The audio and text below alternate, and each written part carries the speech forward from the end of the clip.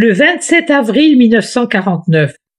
Après être resté comme sur la défense pendant plusieurs jours, jusqu'à la fin du parallèle, Jésus avait disparu.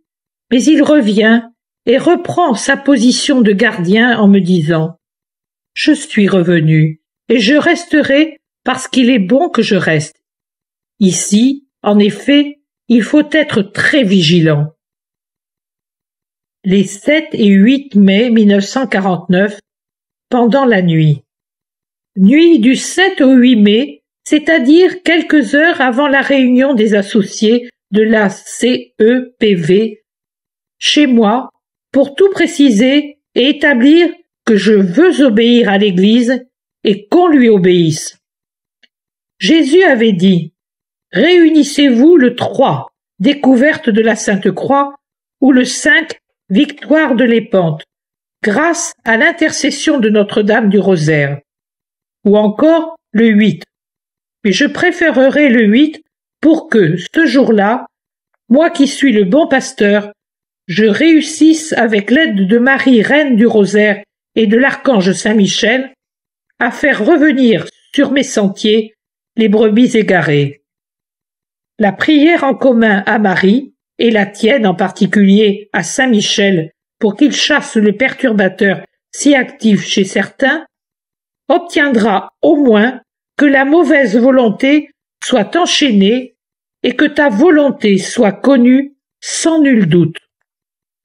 Jésus s'en va à minuit et Notre-Dame de Fatima lui succède, tournée vers l'Orient et en prière intense. Le 8 mai 1949 à midi, pendant que nous faisons la prière, la Vierge se tourne de l'Orient vers l'Occident et elle baisse les yeux sur le Père B. Un regard maternellement affligé.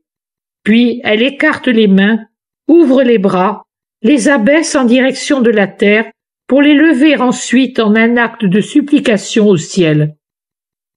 De nouveau, elle joint les mains en attitude de prière et 2 larmes coulent sur ses joues puis tombent à terre. Je me sens pâlir de ma pâleur contemplative que je voudrais dissimuler aux 8 personnes présentes. Elles s'en aperçoivent pourtant, sauf 2.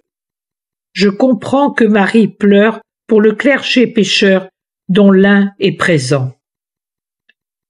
Le 12 mai 1949. La Vierge descend jusqu'à mon lit en marchant sur un sentier de nuages blancs. Elle s'arrête au pied du lit, assez haut pour que ses petits pieds nus soient à la hauteur de mon lit. Elle m'invite à réciter le rosaire en sa compagnie, et les chapelets prennent l'odeur de son parfum. Les 13, 14 et 15 mai 1949.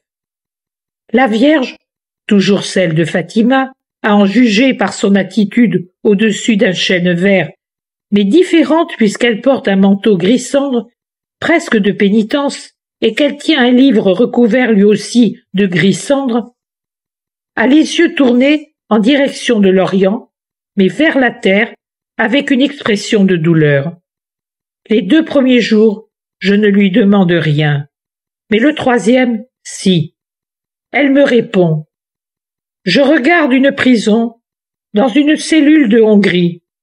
Je regarde un serviteur de mon fils, et je prie pour lui. Mais il m'est moins douloureux de regarder une personne persécutée que d'avoir à l'esprit, même sans les regarder, d'autres cœurs de consacrés qui ne sont pas persécutés autrement que par leur mauvaise volonté. Je prie pour eux aussi, mais comme cela me coûte. Autant que les paroles dites à l'apôtre traître le matin du vendredi saint. Mes dernières et vaines paroles adressées à cet impénitent. C'est pour cette raison que je suis en habit de pénitence. Ils mettent la mère au supplice, tu peux le croire. Et je tiens ceci entre les mains. Elle me montre le livre pour le nettoyer de leur poussière qui l'a rendu si gris. Elle pleure.